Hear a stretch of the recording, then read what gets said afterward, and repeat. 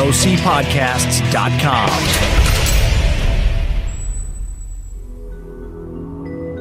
For the last 4 years, you have been engaged in the total immersion video game, Red Dwarf. As with all role-playing adventures, you will experience a certain amount of disorientation on leaving the game. It will be several minutes before your real-life memories return. So, in the meantime, please disengage the game-playing machinery and relax until an attendant is free to answer any of your questions. On behalf of Leisure World International, may we be the first to say, welcome back to reality. This is an SOS distress call from the mining ship Red Dwarf. The crew is dead, killed by a radiation leak. Luckily, video records of the survivors' attempts to return to Earth still exist. These blokes, Brent and Paul, are ready to tell you all about them. You're listening to Tongue Tied, a Red Dwarf podcast. Stand by for comment and analysis on your favorite episodes of Red Dwarf. Good, Benny. Featuring Boys from the Dwarf, Brent Johnson. Hey, smaghead. And Paul Towsley. Better make myself look big. And now, from the drive room, the boys from the Dwarf. Look out there! The slime's coming home! Hello, everybody. Welcome back to Tongue Tied, a Red Dwarf podcast. I'm Britt. And I'm Paul, and this is our 5th episode, where we'll be discussing Series 5 of Red Dwarf, which aired from February 20th to March 26th, 1992. The stories in this season are... Hollow Ship, The Inquisitor, Terraform, Quarantine, Demons and Angels, and Back to Reality. So, Paul, what you been up to, and what you been watching lately? Well, I moved in with my girlfriend, so I've been watching some more of the, chicky kind of shows, and one of the things I've been watching is The Voice, and when you boil it down, it's a music competition, and to me that's more like a high school election, so it's a popularity contest, but I can say that, yes, some of these kids can sing, and they represent them pretty well as far as, giving them some story and stuff like that goes into it. But the other thing that's encouraging about it is it's not all just pop music. They have a good variety of rock, country, pop, and R&B, and I think that's represented by each of the different judges. The other thing I just picked up, which I haven't unfortunately been able to put in the Blu-ray yet, is the Day of the Doctor Blu-ray, and I've been looking forward to watching the special features on that. So that one will be fun. Cool. What have you been watching? Well, I still say, since I think it was January when it started, Chicago PD on NBC. That's like the best show on television right now. I love it. And the season finale is actually tonight as we record this on a Wednesday. But as far as British shows, I've been sort of on and off watching over the past couple of years Jonathan Creek. And I don't know if you've ever seen that, but no, I haven't. Tell me more about it. Oh, it's awesome. It's a British show about this guy who is the mastermind behind magicians. Like he teaches them how to do the tricks and everything. And there's another girl in there that's a reporter, and so they work together to solve murders or mysteries or anything. It's not a murder every week. I mean, it's different things, and it's comedy with a little bit of drama, action. Well, not really any action, but mostly comedy. But it's a really great show, and there are a lot of Doctor Who connections. The first year, actually, the very first episode, Peter Davison is in it. Ooh. Yeah, I think it's the first episode. I know it's the first series, and all the series are really short. There's like maybe 5 or 6 episodes per series, so they're really short. But one episode also from the first series had Colin Baker as the murder victim, so he's in it for about 5 minutes. But it's really good, and in fact, I was watching it yesterday. I'm at the end of series 3, and Hattie Hayridge showed up from Red Dwarf. Oh, Holly, hey. yeah, I heard her voice before I saw her because she plays like during this entire season, Jonathan is helping like one magician who is like not really great. He's like an egomaniac, and he steals his shows from everybody else and this kind of thing. And so he steals a trick from Hattie, who is another magician. And so when he's doing it live on stage, she jumps up in the audience and heckles him. Is like, "You stole my act, you thief!" And we also did a surprise birthday for my mom this past Saturday. She turned 70. So yeah, my dad was like, "Well, look, we're gonna go down and eat with my brother, and we got to be there at 1:00." And they had to go down the same road where we were at the place we were doing the party. And he just pulled off the side of the road right where the building was. She was like, "What the hell are you doing?" So she fun. was surprised. She was surprised. Excellent. Yeah. I thought surely you knew as soon as you pulled up and got out of the car. She was like, "No, I was just trying to get on in the building." Why are we going in this strange building? Maybe she thought Dad wanted a quickie or something. That's awkward. Wait. Awkward. So we are recording the Wednesday here before the American holiday Memorial Day. And to me, that's kind of the unofficial kickoff of the concert season. Have you got any hot concert tickets? Not yet.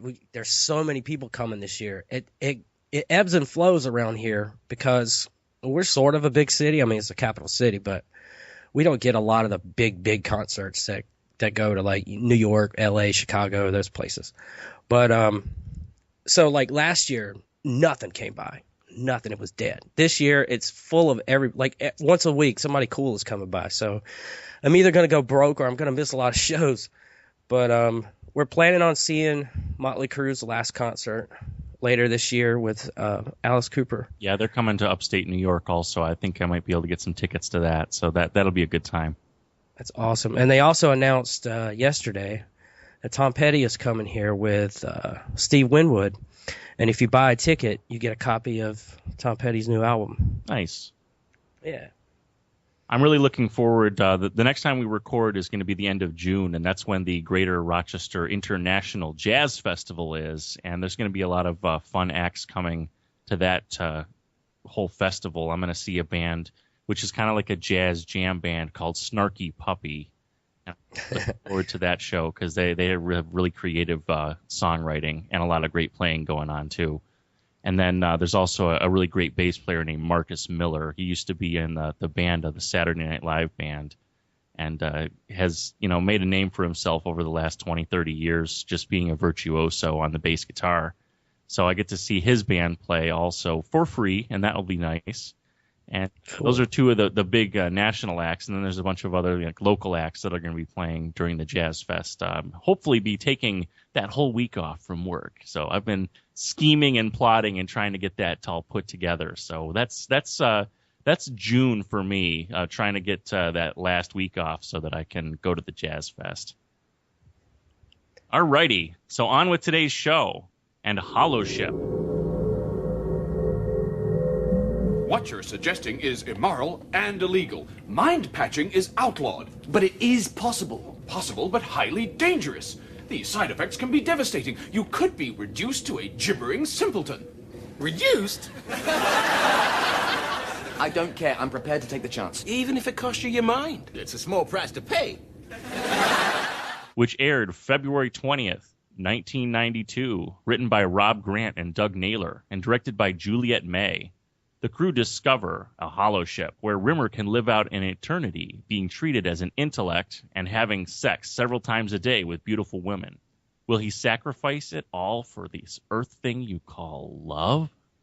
So Hollow Ship, to me, was a weak one out of all of these particular episodes. I did like how the women kept trying to tempt Rimmer to have sex with him.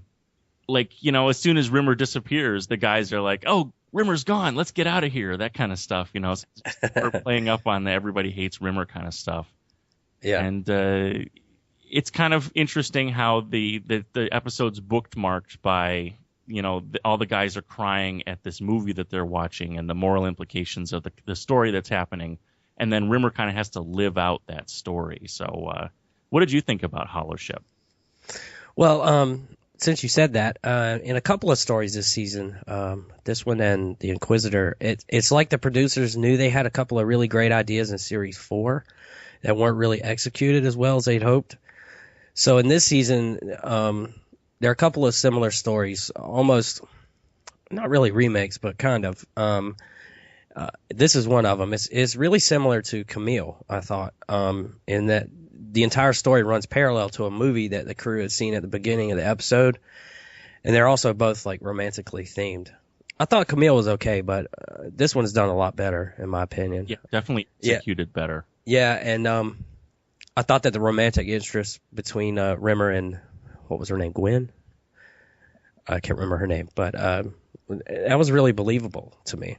The holograms seem to be like full of themselves big time, so I would think that Rimmer would fit in perfectly with them too. It's almost like all of these characters were another version of Rimmer, sort of, because they would introduce themselves, their rank and their IQ, and really like look at the rest of the crew as less than them.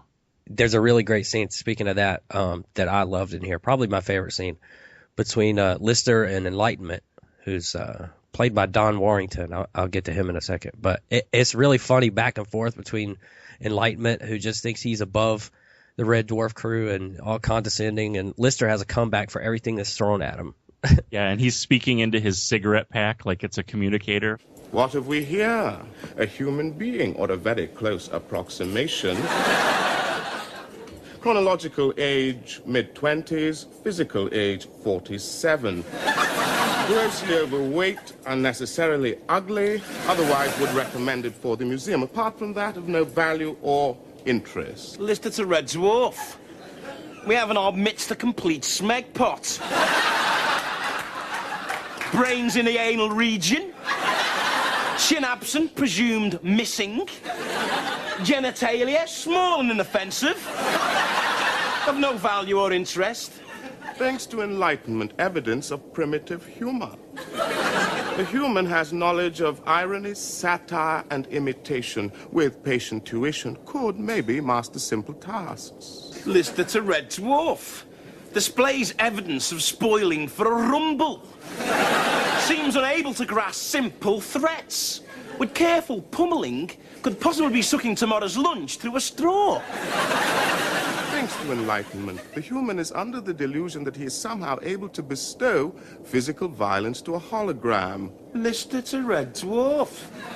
The intruder seems to be blissfully unaware that we have a rather sturdy hollow whip in the munitions cabinet. And unless he wants his derriere minced like burger meat, he better be history in 2 seconds flat. Thanks to Enlightenment, recon mission complete. Transmit. With speed. Enlightenment, quickly, please. For any Doctor Who fans out there, Don Warrington has a bit of a history on that show. On the Big Finish audios, he was Rassilon many times, and he was actually on the show playing the President in Rise of the Cybermen, which is actually going to be in the theaters next month. I didn't know if you knew that. I did. We advertised it on Towsley TARDIS last night, so that'll be advertised in the upcoming Towsley TARDIS. See David Tennant on the big screen as the 10th Doctor and the epic 2-part Doctor Who story, Rise of the Cyberman and the Age of Steel, on June 16th at 7:30 p.m. local time, with never-before-seen bonus content from Tennant himself. The next night, experience the Earth from a bird's-eye view in Wings 3D, narrated by David Tennant, on June 17th at 7:30 p.m. local time in Real D 3D. Oh, there's another chance to go and dress up and take pictures with all of our dorky friends. Yeah, let's do it. We had fun with Day of the Doctor. I kind of didn't even realize. I just like, the Cybermen 2-part, that's not that great an episode. And then I thought, well, this is an event. It doesn't matter what they're going to show. It's an event, and you should go and enjoy it. Right. And my wife was like, well, if you go, take one of the boys the first night, and I'll go with you the second night to see the documentary. Nice. That's awesome. All right. Up next, The Inquisitor. So, Crichton, you've heard of this Inquisitor? Only as a myth. A dark fable, a horror tale, told across the flickering embers of a midnight fire, wherever hardened space dogs gather to drink fermented vegetable products and compete in tales of blood-chilling terror.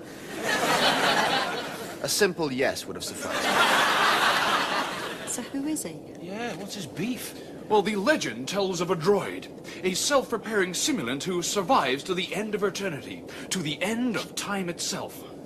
After millions of years alone, he finally reaches the conclusion that there is no God, no afterlife, and the only purpose of existence is to lead a worthwhile life. And so the droid constructs a time machine and roams eternity, visiting every single soul in history and assessing each one. He erases all those who wasted their lives and replaces them with those that never had a chance of life. The unfertilized eggs, the sperms that never made it. That is the Inquisitor. He prunes away the wastrels, expunges the wretched, and deletes the worthless. We're in big trouble. Which aired February 27th, 1992, written and directed by Rob Grant and Doug Naylor. A time-traveling android acting as judge, jury, and executioner to those who have led worthless lives, erasing them from history, runs into the Red Dwarf crew. Once again, Rimmer's in big trouble. So, like I was saying earlier, this is another one of those stories where they sort of did an earlier story better. In this case, Justice. It's not exactly the same, but it is similar. It has similar themes, owning up to your past and facing the consequences, What do you want to say about this one? I thought it was really fascinating that that the androids have their own mythology.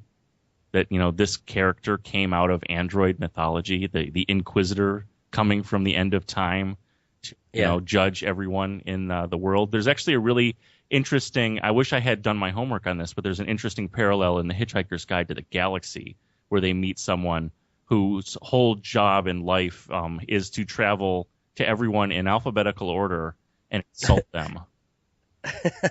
Travels through all of time and space, meeting every single person he can possibly meet just to insult them. That's awesome. Mm-hmm. I'm not sure I have a favorite scene in this one. I liked it, and I really liked the concept. I thought there was a really nice bit of dramatic music and urgency when the future Crichton is killed. And as for comedy, I like the ending where somebody asks Lister to give him 5, and Lister says, "Hey, I'll give you 15," and holds up the hand that they'd cut off earlier. I like the sci-fi kind of concept that goes along with that everyone is to be judged by themselves.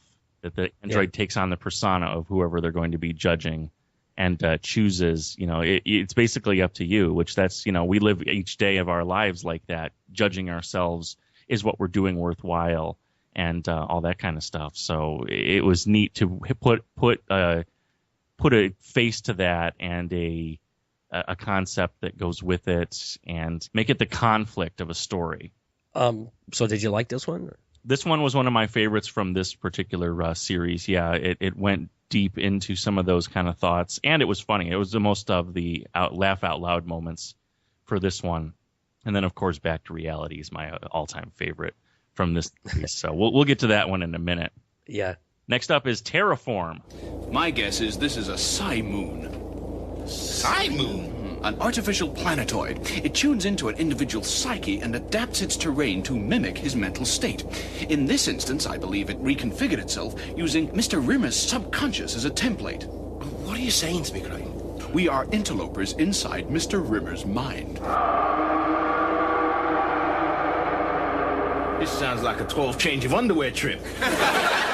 Which aired March 5th, 1992, written by Rob Grant and Doug Naylor, and directed by Juliet May. The boys land on a Psy-Moon, an entire world formed by the disparages of Rimmer's mind. God help them. So, number one, Starbug turns into a truck. It drives around on the surface. Like, did they do that just to make conflict in this story? Like, if the Starbug was flying, they wouldn't have had to escape. Like they wouldn't have had to sink into the swamp there. And, those special effects were kind of laughable. And it was cheesy at some point, but at the same time, that's what was funny about the special effects is like, oh my God, I could do better than this. And just shake the ship around a little bit, that kind of thing. I didn't even think about it, to be honest. I mean, you have the part at the end where they're trying to get away and they're stuck, and they have to baby talk Rimmer and build up his confidence so they can get out of there. I kind of think they cut some corners on some of the special effects too, because there were the Jawa-esque, bad guys that are just basically glowing lights under a hood. That was kind of cool. And then the questionable photography of the self-loathing beast. There was not a whole lot of detail that went into that costume or makeup because they decided to shoot it, in an ambiguous kind of way. Right. I think all their money went to the last episode. Mm-hmm. But I found it really funny that Crichton's hand was able to pilot the, escape pod back to the Red Dwarf. Mm-hmm. Yeah. And then the cat and Lister are typing to each other, instead of talking to each other. That was a really funny scene because then the hand comes out and is typing along too. Yeah, that was my favorite scene.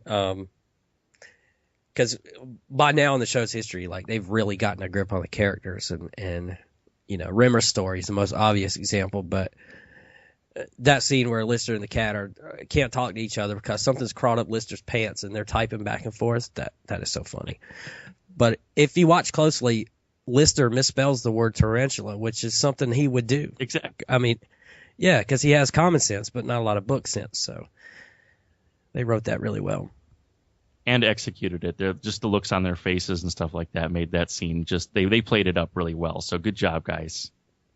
I would say that my favorite scene was they're all running away and Crichton's doing the binary language thing, which basically is just saying let's not stick around and get out of here. And of course the guys have already run away. So that was my favorite joke there too. They did the 2 minor flaws joke in this one as well. We didn't bring that up in Hollow Ship, but the Hollow Ship one was 2 minor flaws. We don't have shields and there's no laser cannons. And I don't remember. Let's see here. The second one was the same thing. Yeah, okay. It was so important. I thought I'd mention it twice. I felt kind of sorry for Rimmer in this one because you think that his own self-loathing had created this entire world. It's a pretty sad statement. And then they had to lie to him to get out of it. Lie to him, tell him that they love him, and it works. It works well enough as soon as they're safe, and then he lets on. And, yeah. Basically the end of the episode is. It was all baloney, wasn't it? Oh, what was? All that hugging stuff back there. It was just a way of escaping, wasn't it? I mean, you didn't really feel that deep down I'm an okay sort of bloke. That I'm not such a bad old stick once you get to know me. You didn't really mean any of that, did you? No. Up next, Quarantine. Mr. Flibble's very cross. You shouldn't have run away from him. What are we going to do with them, Mr. Flibble?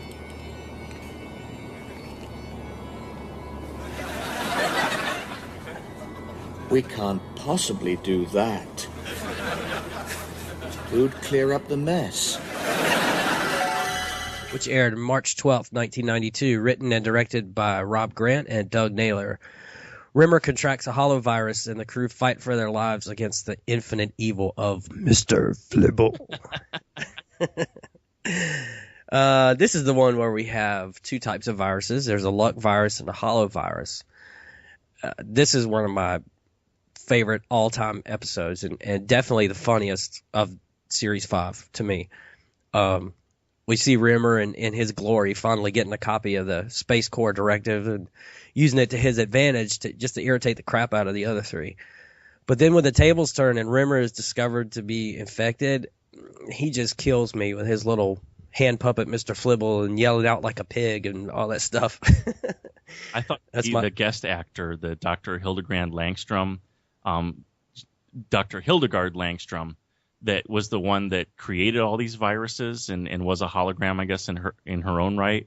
Her lines were awesome because it's just I feel like she's been waiting around for centuries for someone to talk to so that she could say, A riddle for you. What's dead and dead and dead all over?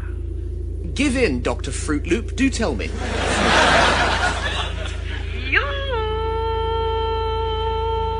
Yeah, it's one of those kindergarten jokes. I I was just a little side tangent here. My son is in acting at school, and they had a what they call Drammies, which is basically end of the year acting night where they give awards and stuff. And they had these 3 kids that were doing the MC duties, and they told one of the funniest jokes. I mean, it was like a 5th grader. I mean, like a 5-year-old joke, right, for kids. But it killed me. How does a pterodactyl hide in the bathroom? Because his pee is silent.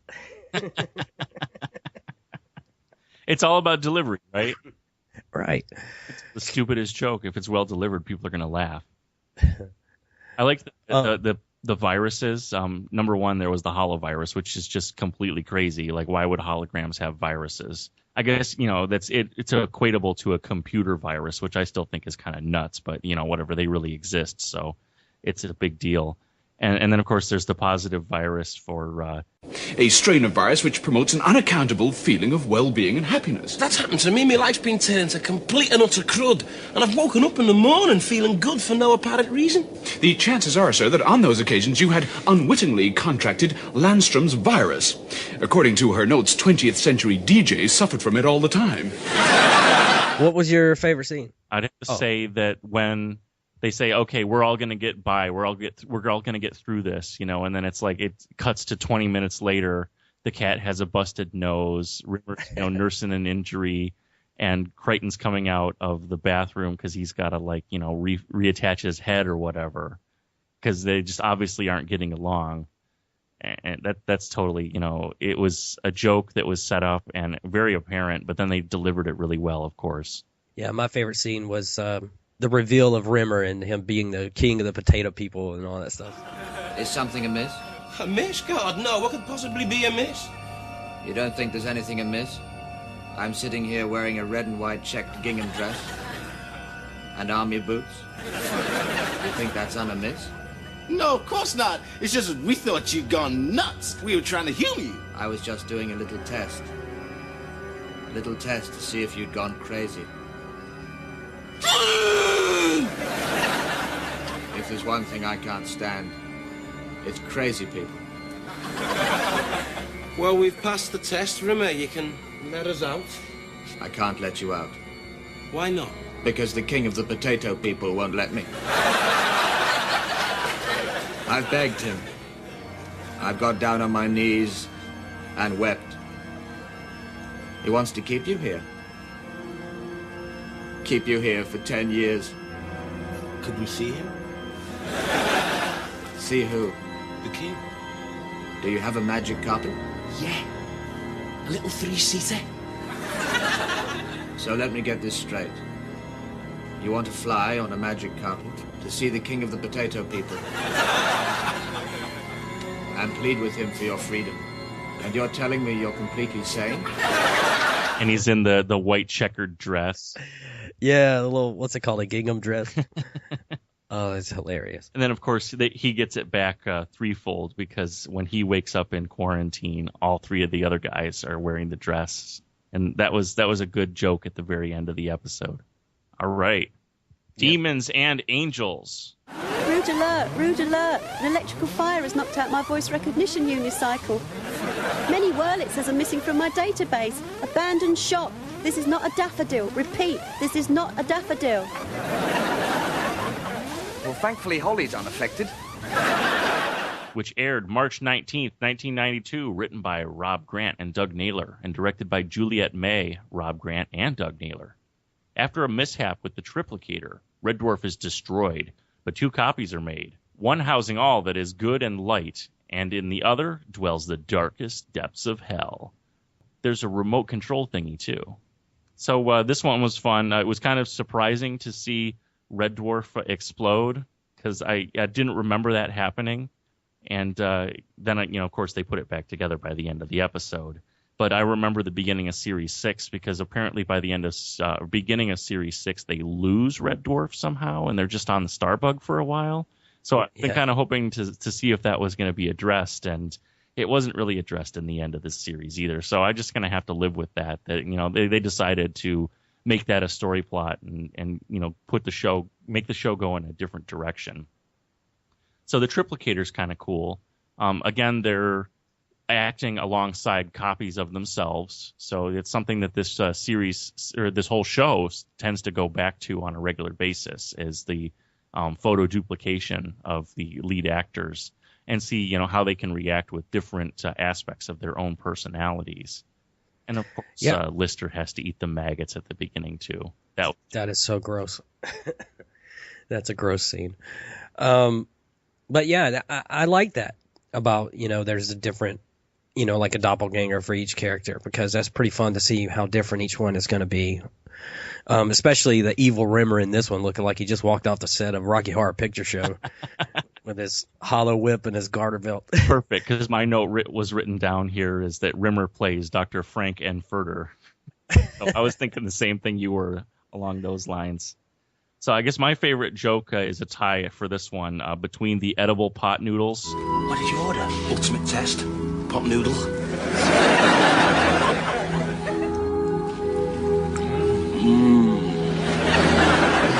I'll tell you one thing. I've been to a parallel universe. I've seen time running backwards. I've played pool with planets, and I've given birth to twins. But I never thought in my entire life I'd taste an edible pot noodle. And the Jesus was a hippie. You mean hippies? Spencer, you think Jesus was a hippie? Well, he was. He had long hair, he didn't have a job. What more do you want? Those were fun. Yeah, it was fun, but towards the end, man, it really got dark. Towards the end, when Lister was actually forced to murder the good Lister and the good Rimmer, and he's controlled by a remote control device. But that led to a cute ending, though, with the cat making Lister slap himself.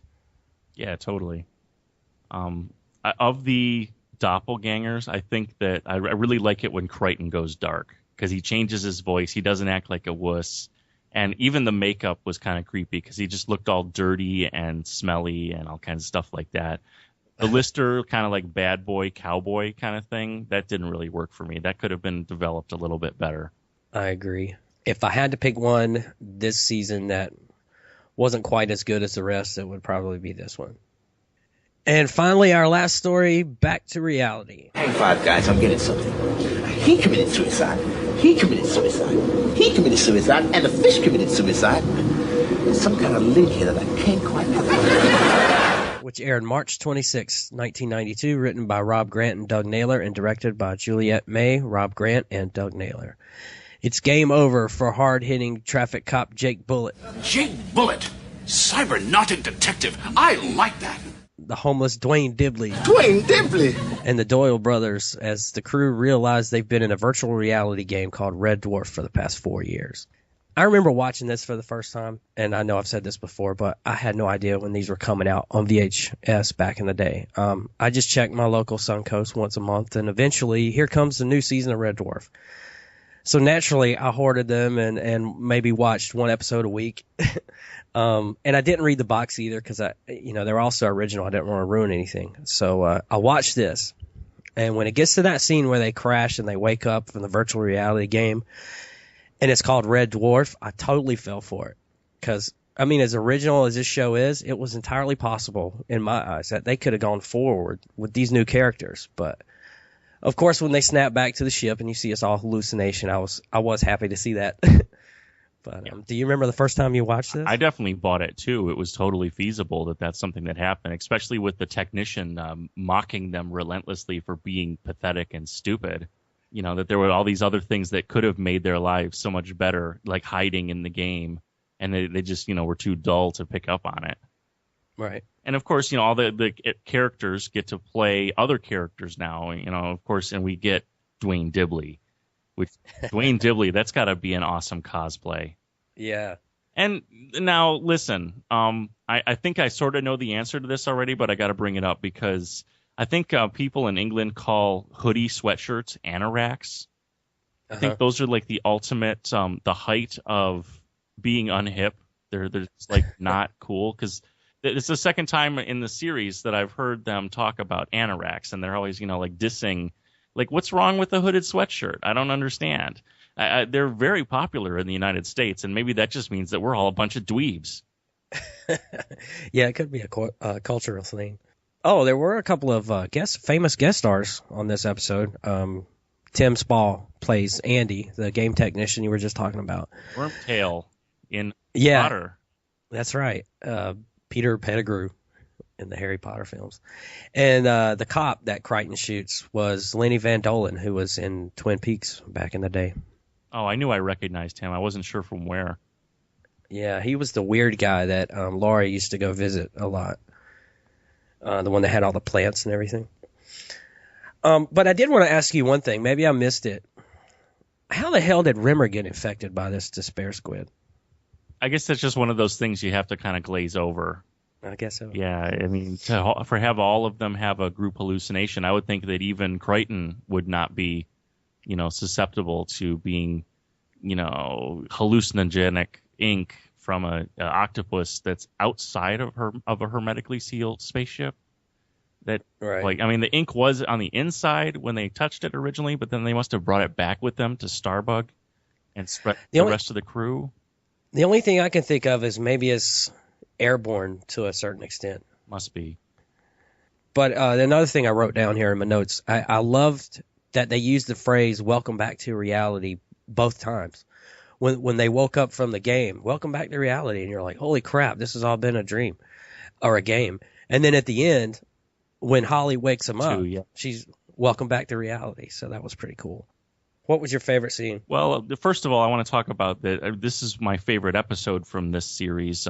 Number one, they're showing like the downfalls of genetic manipulation, because this despair squid came from genetic alterations that they were trying to enhance evolution on this planet, and this cephalopod, evolved beyond all of the life forms to the point that it became the dominant, only life form on this ocean planet. And that was kind of cool. And then just the games that we kind of play with ourselves, that if we could hide ourselves away in a virtual reality, which character would we play? And, when we woke up from it, would we remember what we're really like? So I thought that those kind of concepts were really neat. My favorite joke was when they were, being pursued by this squid. They said, "It's coming straight for us. There's only three alternatives. He thinks we're either a threat, fool, or a mate. He's going to either kill us, eat us, or hump us." That was my joke. My favorite scene was when they finally jump back and you realize that they've been in a game. That they're hallucinating, and they're all sitting on the boxes and they're pretending to drive a car. Oh no, speed bumps. Yeah, and they're running around the room and jumping on the... Oh my God, that was so funny. I love that. I agree. That's a really great scene.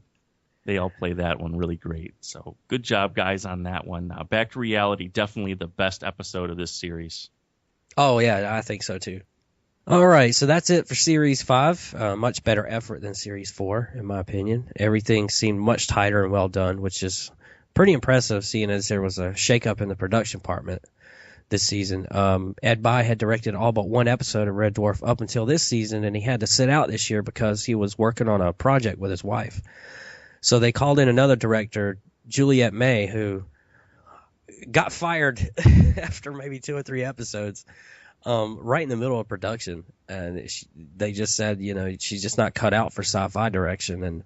And so Rob and Doug had to direct the rest of the episodes themselves. I'm sure that's all documented on the special features.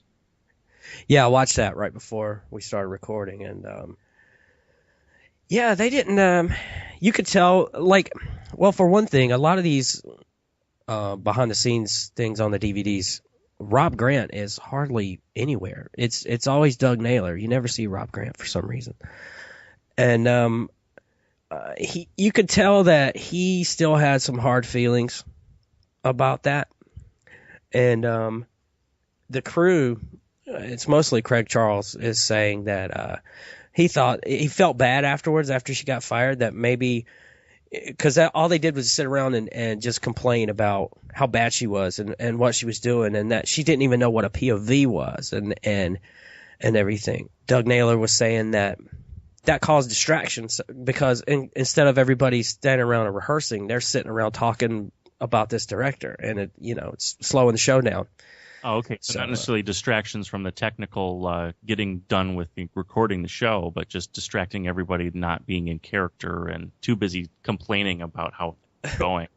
Too bad about that. I did like it was kind of a fresh new look at the Red Dwarf this time around, and I saw that the production values remained pretty consistent over the last 3 or 4 seasons, so that worked out pretty well too. Special effects are never really top notch, but it's not about the special effects; it's about the writing, of course. Exactly, always has been. Mm-hmm. So June, what is June bringing for us there, Brent, my friend? Well, coming up in June, Rimmer has a life-changing experience. The boys visit the Old West, an old enemy returns, and we have our very first guest. So say goodbye, Paul. Goodbye, Paul. Thanks for listening. See you next time. Thank you for listening to Tongue Tied, a Red Dwarf podcast.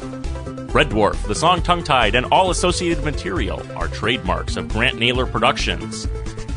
No infringement is intended. You can email the podcast at tonguetiedpodcast@yahoo.com.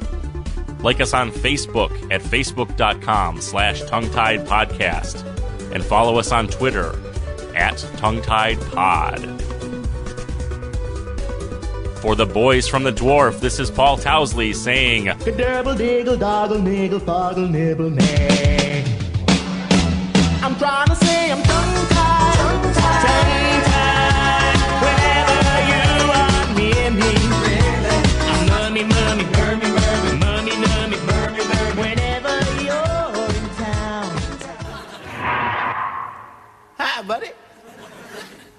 This is your judgment day, bud. I gotta be cruel. There can be no favors. I'm hearing you on FM. I have to ask you the question. Justify your existence. What contribution have you made? I've given pleasure to the world because I have such a beautiful ass. Well, that's true. Can I go now? That's your case? You need more? I might say that's a pretty shallow argument. Some might say I'm a pretty shallow guy, but a shallow guy with a great ass. Sometimes you astonish even me. Thank you. Thomas Allman. Thomas Allman, you have been found unworthy of having existed. Is that you, Mother? They've taken Mr. Rimmer. Sir, they've taken Mr. Rimmer. Quick, let's get out of here before they bring him back. ROCpodcasts.com.